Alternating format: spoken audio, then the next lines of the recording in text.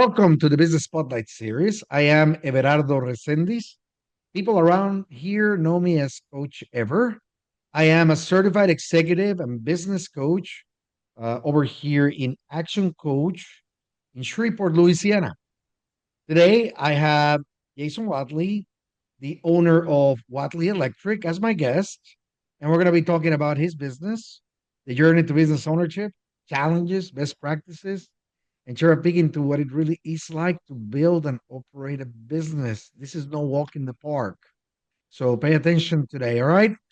If this is your first time on the channel, please be sure to like and subscribe to get notifications when we drop new conversations just like this one. And so, Jason, welcome. And thank you for being here today. Oh, thank you for having me. Well, would you just give us a little overview of your background to get us started and a little bit about Watley Electric? Oh man, you got me on the spot. So I'm Jason Whatley. I own Whatley Electric. Started out about 5 years ago.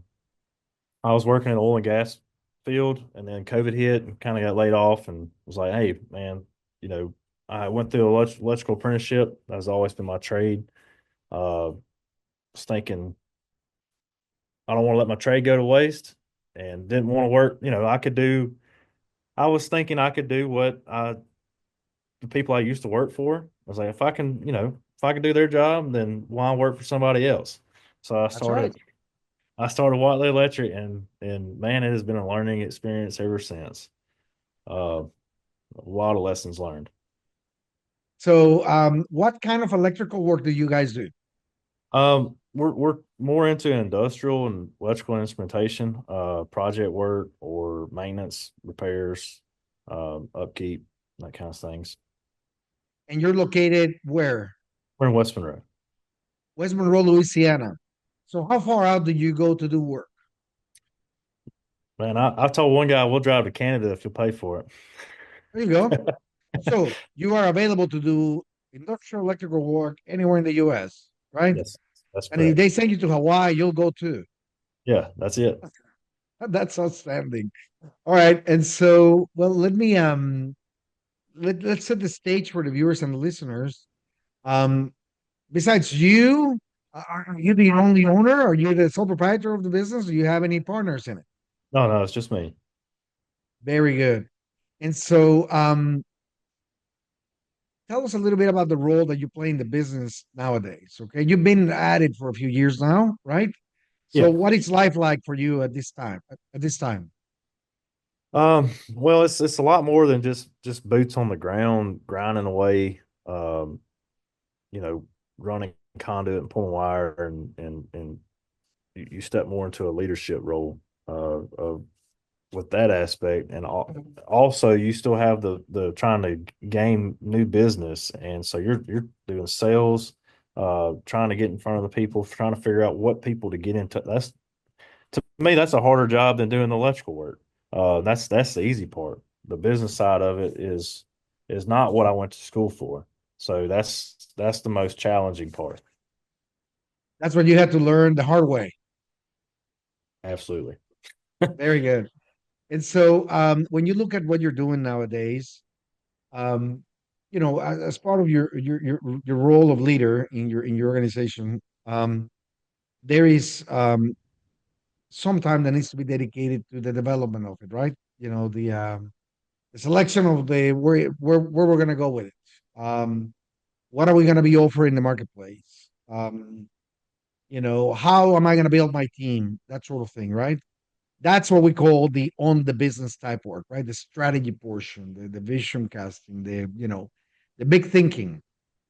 And then you have the in your business work, which is, we got estimates to do, we got, sales to close, we got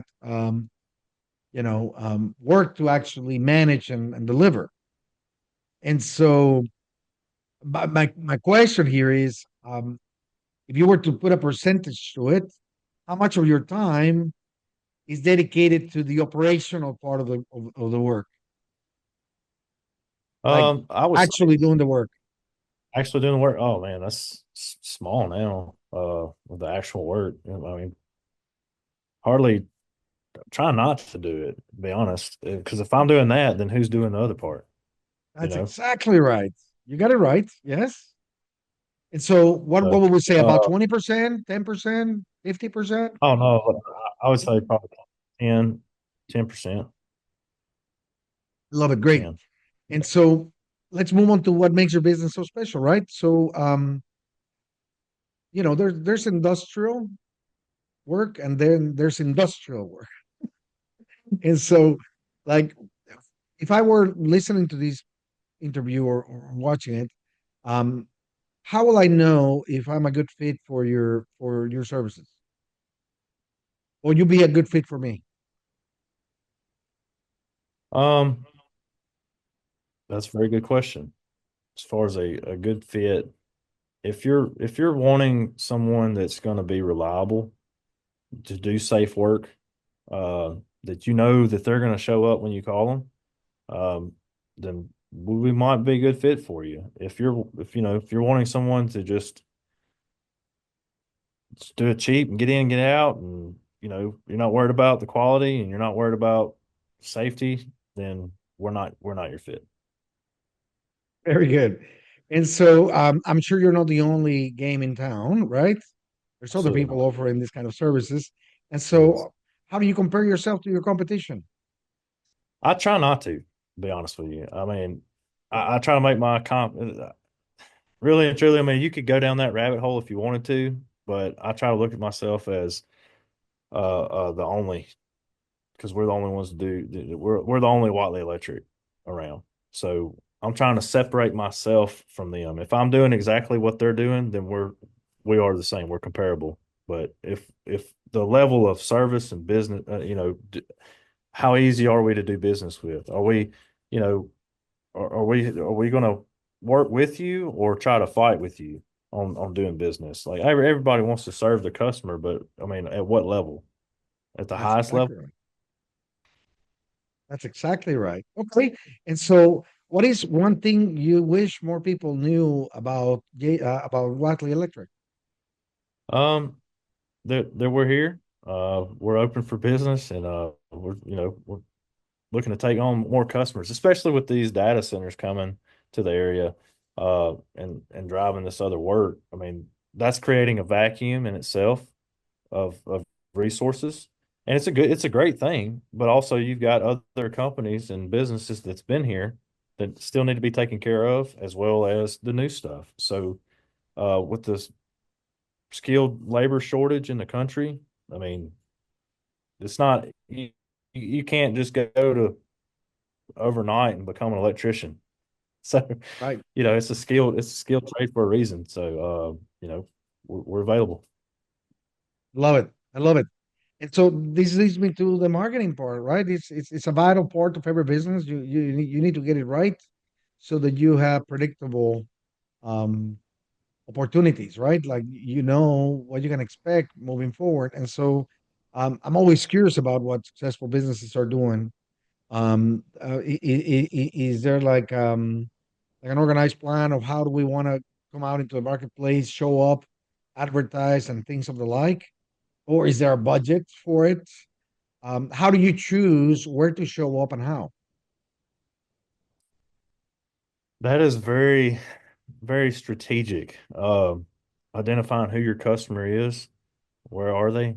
How do you get to them? How do you talk to them? I mean, if you want to you could spend tens of thousands of dollars. I mean, you can waste as much money as you want to and not reach the person you're trying to reach.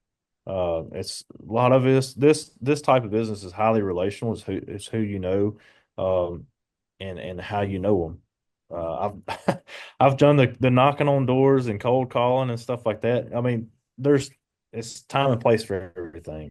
So that works in some scenarios and some it doesn't.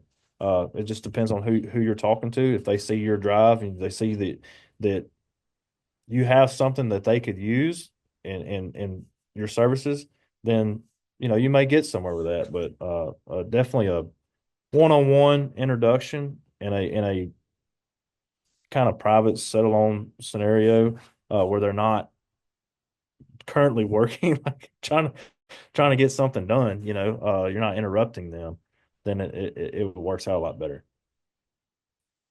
All right. And so it sounds like the networking part, the making connections with people is probably the best approach in your case, right? Like leveraging Absolutely. those people that you know and know you to actually reach out others, Yeah. right?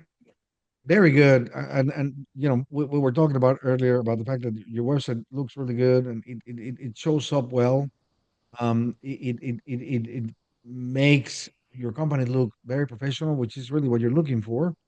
And so, yeah, we probably want to make sure that we are promoting that as much as we can in every opportunity we get, so that those who are not in the area that may not be familiar with your network also may have the opportunity to come and meet with you, right?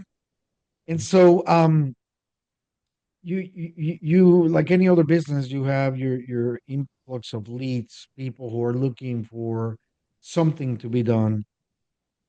Um, how do you go about handling those leads? Is there like a CRM that you use? Um, is it manually tracked? How do you make sure that all these balls that you have in the air remain in the air? I got you. Yeah. Well, so we use a marketing company to drive to push that out there, and then we have a kind of like a customer onboarding process where we'll kind of vet, because I mean, like I said, not every customer should be your client.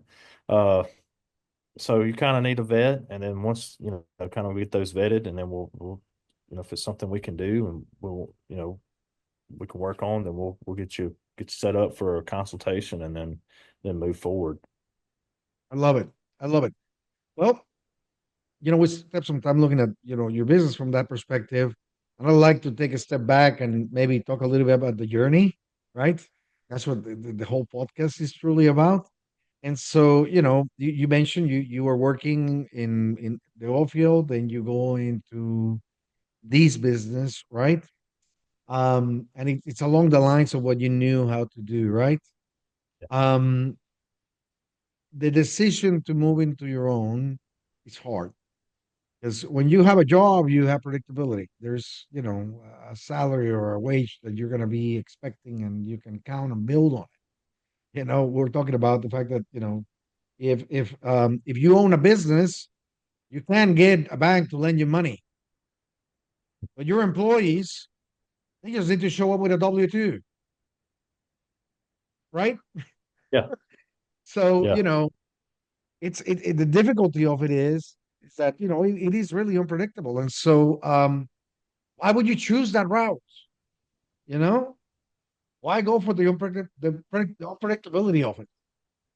Uh, for me, throughout my career, I got to the point to I finally finished the apprenticeship program, made it to be a journeyman electrician, and I'm like, okay, cool. Where do I go from here? There's got to be something. I had that just kind of internal drive, like the desire, like man, it's got to be something better than just this. And it's not for everybody, but when you know that there's something you can do, it's just you just got to do a little more, do a little more work, and show up and do your best, and go reach for that bigger picture. Um, 10 years ago or more, I actually, my father-in-law asked me if I'd ever thought about owning my own business. I was like, no, no way. And then as you grow, and you're like, you know what, I think I could do it. And very, very unwise decision to listen to my friend. He said, man, they can take everything you got, but they can't take your birthday. But that hit with me, like, you're right. If you don't take a chance and take that risk, then you're just going to stagnate, you know? So let loose a little bit. And if but you better better pack your sack lunch, because it's no easy ride. No, it isn't. Like I said, it's not a walk in the park. Business is a contact sport, and you really can't, and more so when you're starting, it's just very difficult for you to predict where things go. Some people taste success early, and that helps them reinforce that decision. Some people find the wall right away, and it's very difficult for them to overcome that, right? And so, as you look at this journey of yours, um, what has been the most memorable roadblock or hurdle that you were challenged with and that you were forced to overcome? Um, a lot of it's mindset. Your what what you may have thought or been taught throughout your life, uh, whether good or bad. I mean, some of it's good, some of it's bad. You got to decipher that and figure that out and navigate through that. And I heard, you can't give what you don't have. So if I mean, you got to do a lot of personal development, personal development and self reflection and self awareness and like all this kind of stuff to break through the mindset of limiting beliefs and factors that's going to hold you back, and that I think everybody struggles with, whether they admit it or not.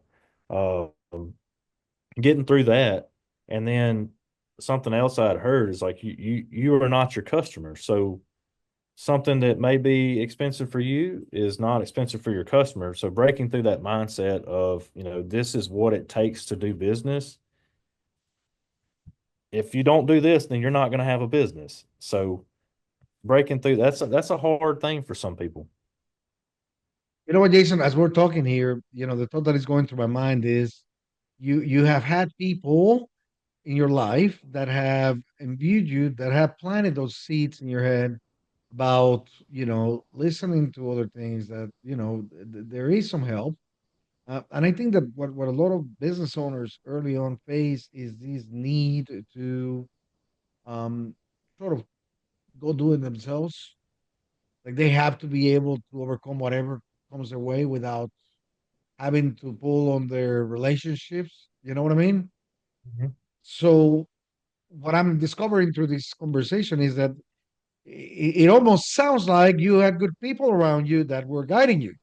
Oh, it's absolutely necessary.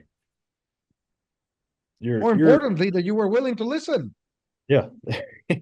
Yeah, well, it turns out you can be stubborn all you want to. It's just how much like how much brokenness do you want to endure?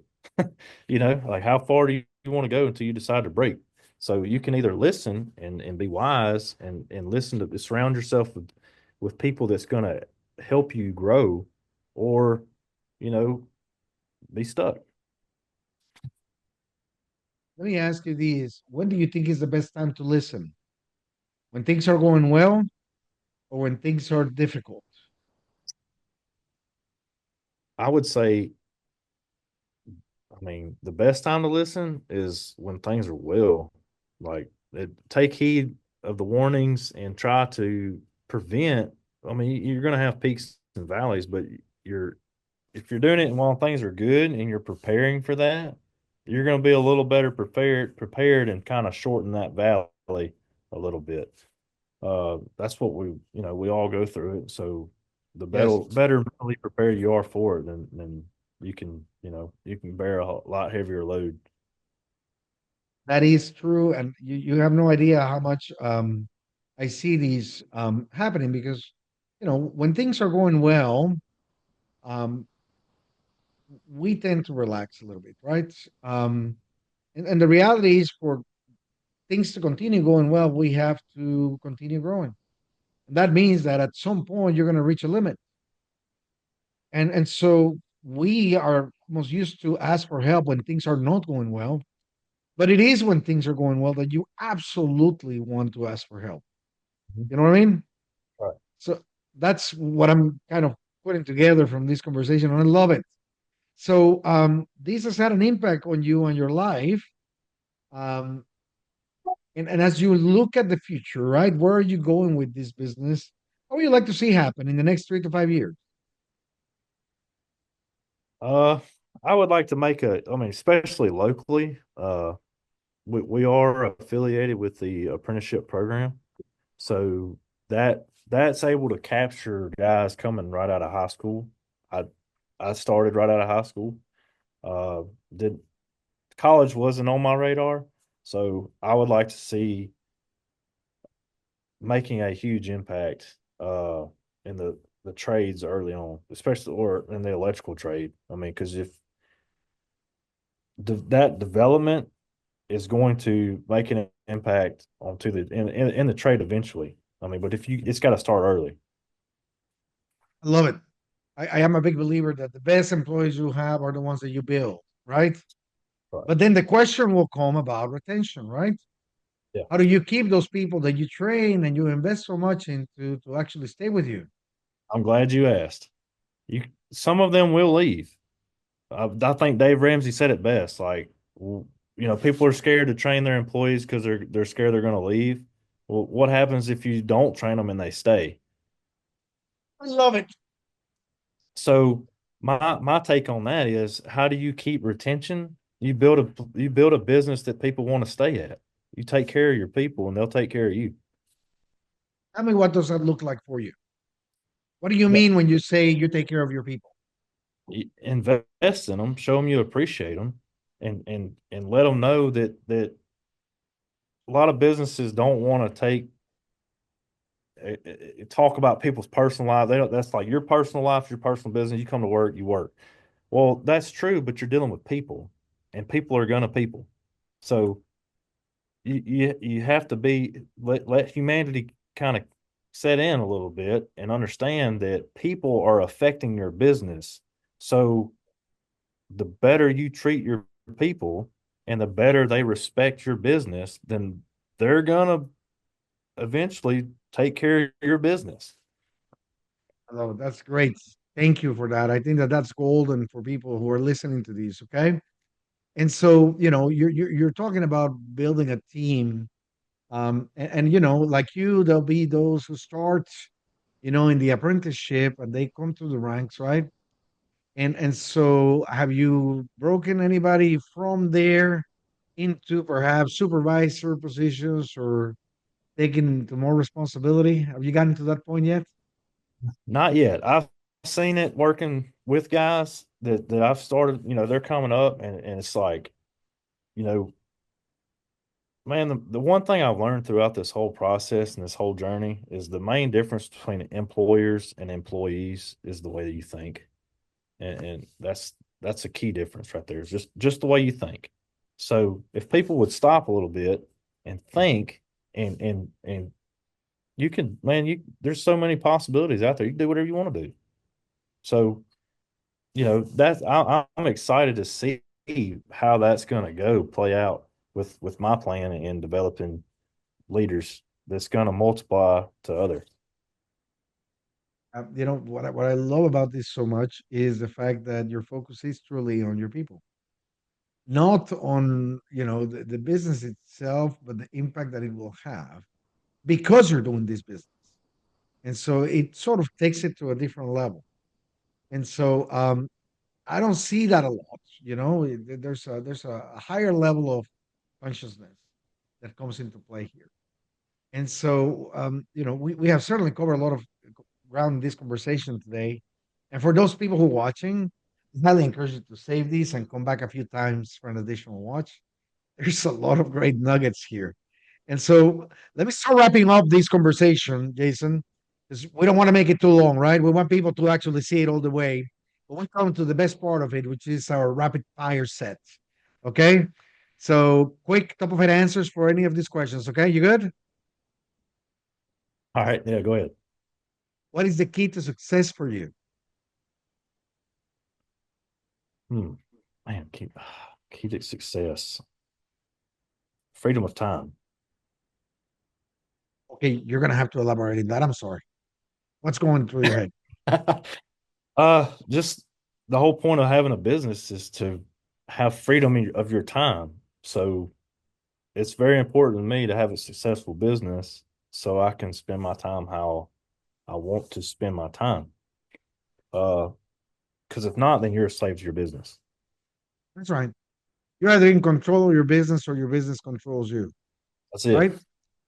And so, what is your one piece of advice for other business owners?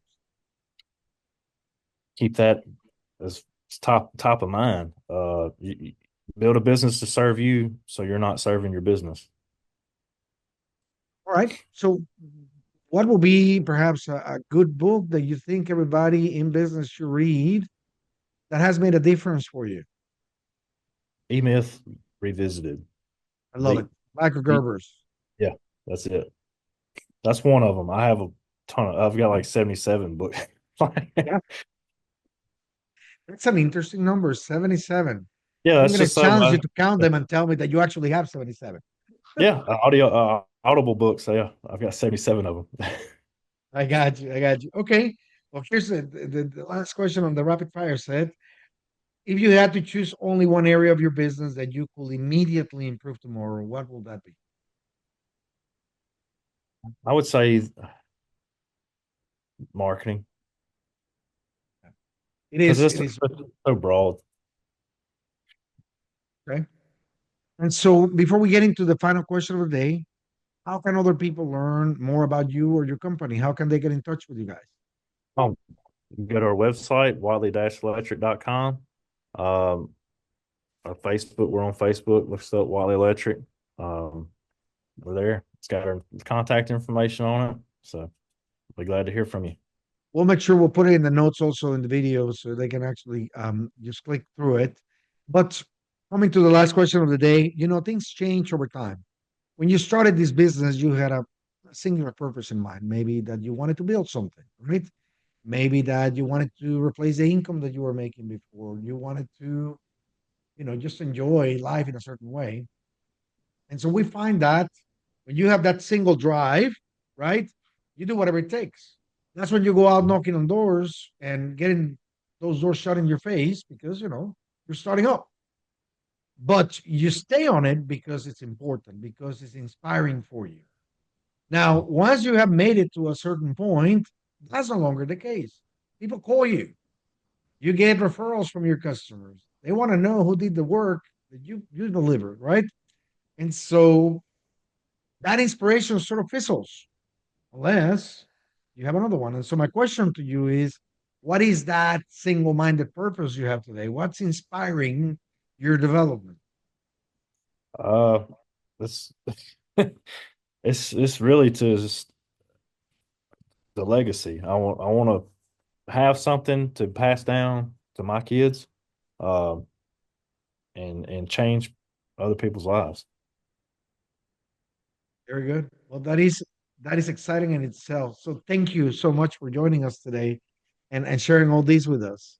Thank you to the audience for watching and sharing. You never know who you might inspire by, who you may be able to actually get out of a hole because you got them to listen to this interview. So make sure you pass it around. And Jason, make it a great day. Until next time. All right, thank you.